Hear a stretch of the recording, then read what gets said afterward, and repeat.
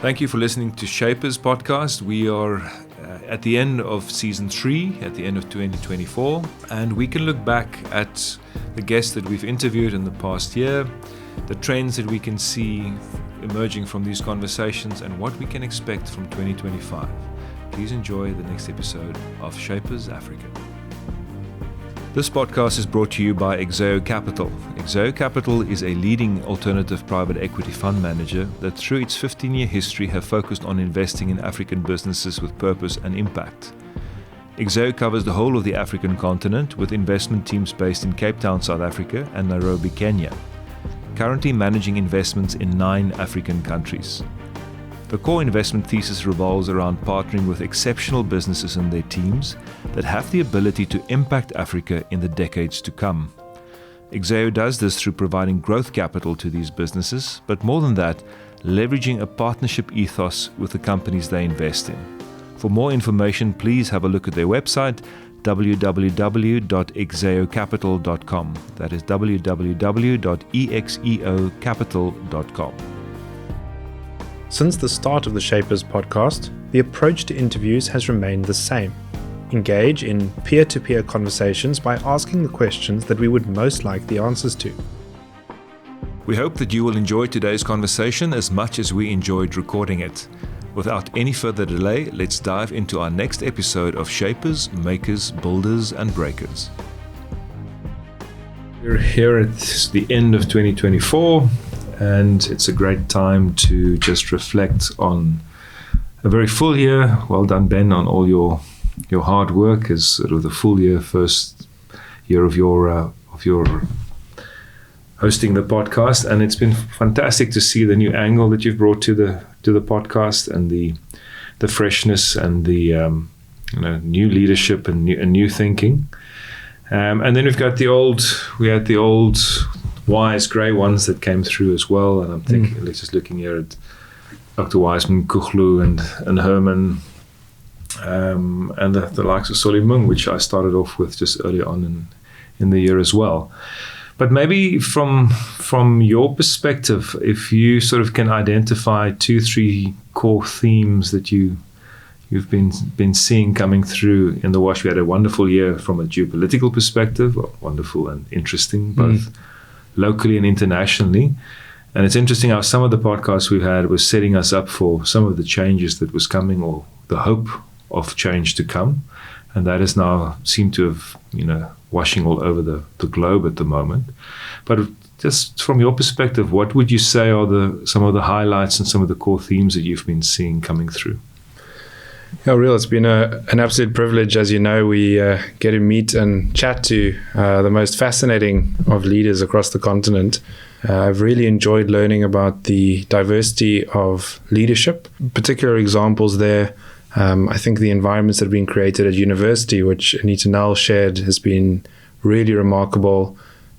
We had Nash as a guest, as you'll know, a few months ago, and she talks about how global innovation is really in Africa first in many cases, and we still use the term leapfrogging, but that's actually having an effect and having an impact in economies across the continent. I would say another great lesson for me, and a humbling one, is the sense of pride so many of our elder statesmen have in authenticity. And I know earlier you were sharing a bit about the conversation we had with Prof Nkuhlu. Herman was another example. We met some incredibly authentic, stately leaders, and what a privilege to have people like our mayor on the show. And leaders that stood the test of time, and at a time when I think back to when you were interviewing Prof Nkuhlu and I interviewed Solimung. It was pre-GNU days in South Africa, and everyone was very despondent, but great to see how in this world ethical leadership and sound leadership, returns in democracies that are strong. And was such a test for this democracy in South Africa to see how that has come full circle. It will be interesting to have and follow up with Solly with Prof Nkuhlu to sort of see, how they see it. But that was something that came full circle during this year. Just the season, yeah. And what was also fascinating is to compare that to the risk perspective. Ronak spoke quite a lot about the perception of Africa and South Africa in particular. And one of my takeaways, one of my highlights was that there's an external view of the country now that seems more positive than the internal. So there are actually more people looking to come in and back to the continent, back to contributing to South Africa than are looking to leave, which is a massive change from 5-10 years ago. Yeah. And then you see leaders like Jordan Hill-Lewis, which is very young, and it seems to me the leadership, or the new leadership in the GNU, seems to be characterized by very young leaders. Which is great to see how younger people are getting back into political leadership. You're also seeing it in America at the moment. We're seeing lots in America at the moment. Well, you're seeing, just talking about the resilience of Africa and Africans. I mean, I read an article over the weekend in the Daily Maverick about how those that are around Trump all have a South African link. I mean, you look at Elon Musk is the obvious one. Peter Thiel grew up for a big part of his life in South Africa, and there are 2 or 3 more.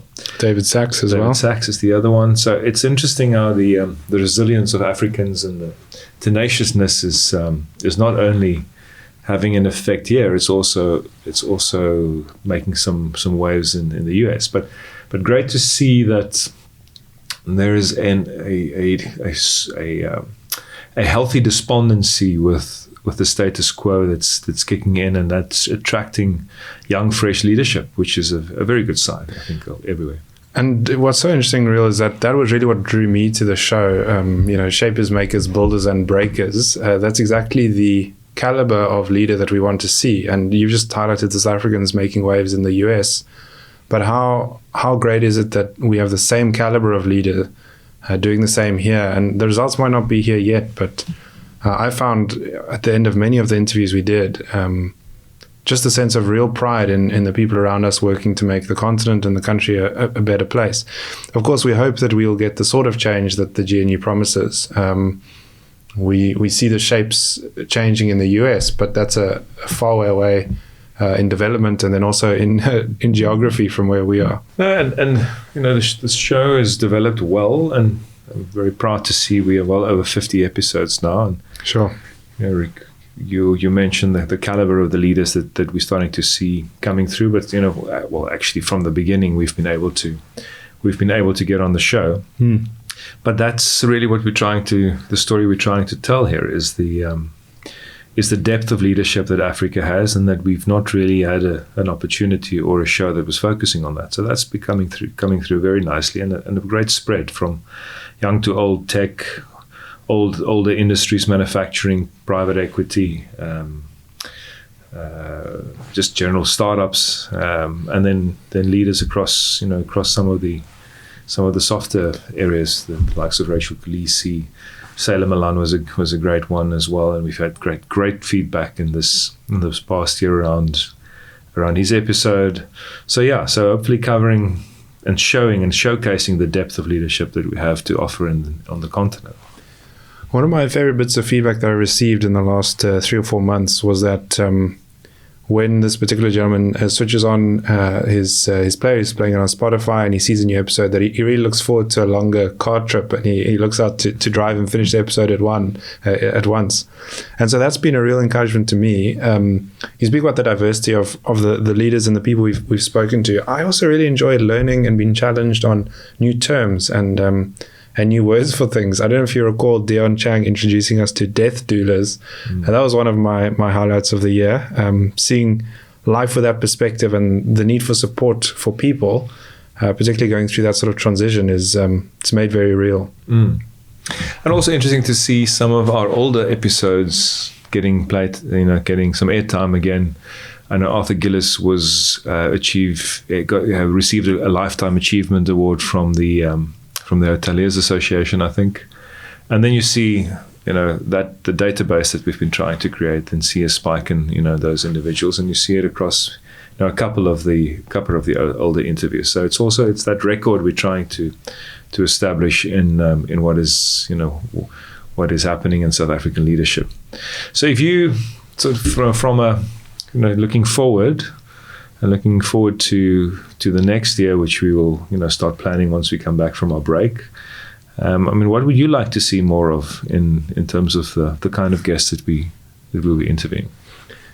I think it's been really great to have a representation of different industry, different age and stage. I'd really like to see geographical diversification, that we go further north in Africa. I think it would be great to learn from leaders in slightly different geographies. I think I'd also really like to aim for takeaways that I can act on. I only did quite recently. So finding goals or changes of my own behavior as a result of what guests share. So that's something I think I'm going to look forward to in the new year, and finding actionable insight that will actually change how or what I do. No, I think that's a great direction to take. And if we can, as a call to action to any listener who has ideas around leaders further north.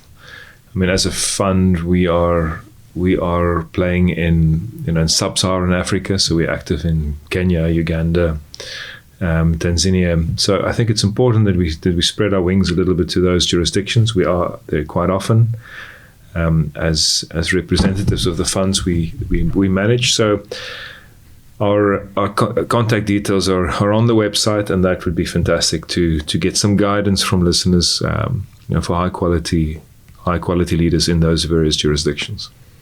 Riël, you've obviously started this journey far earlier than I did. What is your view of the progression been? What is your takeaway? Why do you still have passion to do it and put up with me co-hosting these wonderful people? Well, it helps to have you co-hosting many of them, so that's easier to have the passion, and you do the legwork. So I'll have to start pulling my weight in the coming year. It's wonderful to see. I think there is a theme that's starting to develop, a very strong theme, which I have not seen really around in terms of other podcasts. And I'm proud to see, I think you said that most podcasts don't get past the 13th episode. So we're well into this, into our second 50. So it's great to see that, and the constant feedback we're getting from listeners are very encouraging. To hear how they enjoy it, and also the new angles that we introduce to them, and new leaders we introduce to them. I think it's a source of hope. Great to see often how many young people listen to it and then respond to it. So that's also great to see. We set out as one of the goals initially. We said there's not enough when we idolize these American and European and, let's say, global shapers, and we often don't realize what we have on our doorstep. So creating those icons and role models for young South Africans, I think is a goal that we are well on our way to hit and to achieve.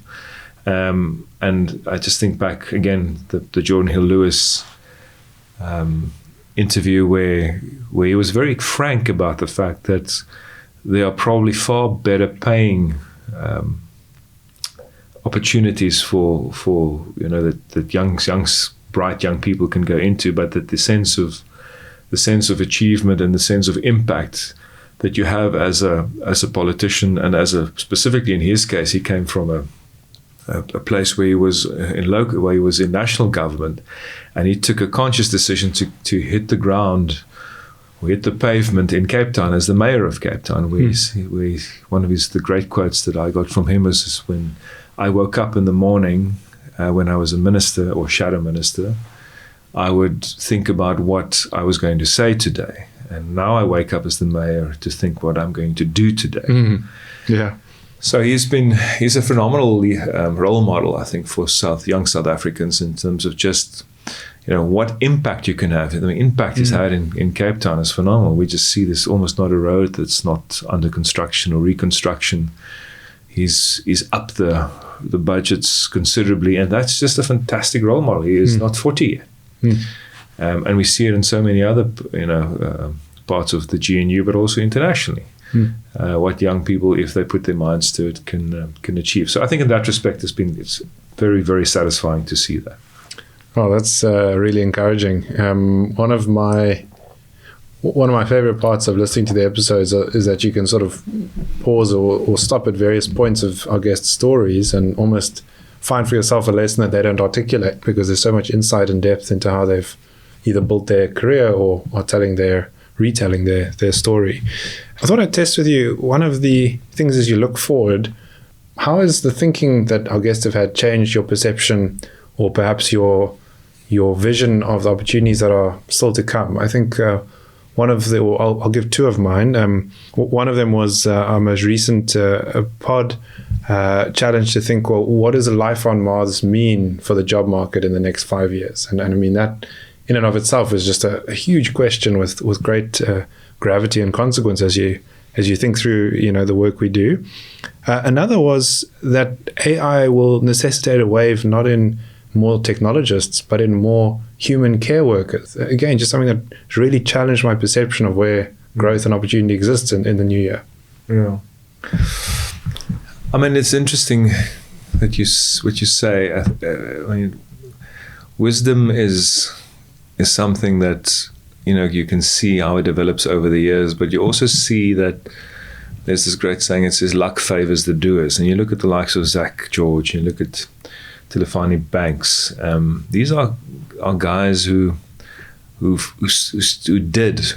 started doing on a small scale. They look at Zach, he's out there in Africa in the arena, cold face, the cold face of everything. It's that quote of Roosevelt where it says it's the man marred with blood and dust in his face. He's the one that should be idealized. And these are, and so many of these entrepreneurs and guests that we have are out there in the cold face. Africa is a place where you need to get your hands dirty. And what is great to hear of many of these stories is the small starts and how it's developed. And I think that's very, very encouraging. The trends are interesting because you get almost the fear of many of these global trends that you see, the fear of AI, the fear of big government, and again, I think what you're finding with these guests is that they tackle it head on and are not influenced by mass media. And if there's one thing that's been becoming very, very, very clear in this in the American election is how information has been weaponized, and how there seemed to be an equilibrium, returning from two perspectives. Obviously, X and the old Twitter, and the transaction that was done there sort of has brought it all back to a little bit more back to the center. But I also think there's a healthy, let's say, I wouldn't say distrust, it's maybe a wrong word, but there's a healthy dose of realism that goes with people's perceptions of media and social media. So I think we're finding our way in the world to realize that a lot of the trends that we hear about, we should go and make sure that we check it for ourselves. And I think that's where the wisdom part of it kicks in, is that we only really have been in this game of this information game for the last 15, 20 years, and we've not really developed a sound methodology of how to go about analyzing it and pulling wisdom and trends out of it. And a guy like Dion Chang, it's amazing how he sort of sees those trends and he makes sense out of it. So I think we're finding our way in this very wild ride of information technology, which is underwritten by these guests. And I think that the comment you make about distrust of media has two sort of natural conclusions. The one is that it elevates the importance of what we do, speaking directly from a primary source, not giving our opinion on their story, but actually just sharing it, giving air to great stories worth telling. And then I think that the second is that there's an absence of absolute truth that's accepted now as a result of all the damage that called it paid media has done. And that means we're going to have to rebuild that sort of fabric of society. We're going to have to rebuild that channel of information sharing. It's really interesting. Again, one of the shows that was recent, we spoke about the technologies through the 90s, which was growing from access to information, then sharing information. We're now in social. We're now in social media. That came after transacting and e-commerce. I mean, the next wave, which people are calling AI, has actually been building for a long time, and it's interesting to see even AI is starting to become more humanoid. It's more about engaging with us again. It's about making people feel individually cared for, which is so different to the almost the one-to-many approach that all of the traditional media houses, TV stations, newspapers have followed for so long. Yeah. Look, I think there's a definite return to humanity, which is great to see. I saw a travel agent the other day that was branding itself as, you'll speak to a real human on the other side, because these call centers, doing very well. Yeah, and these call centers and chatbots are driving people up the walls. So I think there is a realization that a lot of the technologies is there to serve us and not the other way around. But it's I think in terms of just your view around mass media, there was a comment of Musk just before the American election where he says, unfortunately, if the far left takes over any source of media, everything to its right is seen as right, even though moderately left, sort of center left, and if the far right takes it over, everything to its left is also seen as left. So I think there's we are at a point where we need to make up our own minds and find sources that we feel are giving us objective opinions and objective reporting. And the huge benefit of long format podcasts like this one is that if you go through an hour and a half conversation with someone, you really, you start to get a peek into their soul. It's not these 10 and 15 and 20 second clips that's taken out of context often and used. You really get a feel for the philosophy, you get a feel for somebody's ethics, you get a feel for how they go about their decision making. And I think that's the benefit of long format, and there are many examples of that. But this is also why I prefer long format, because that is exactly what you can guarantee, is you get it to really look into a person's inner workings. Yeah, and guests are willing to come on when they know we're not trying to have the little soundbite that's sensationalist or a gotcha moment, just to sort of share the audio. That's been a real learning for me as to how much more insight you can get from people who know that you have their best interests at heart. Yeah.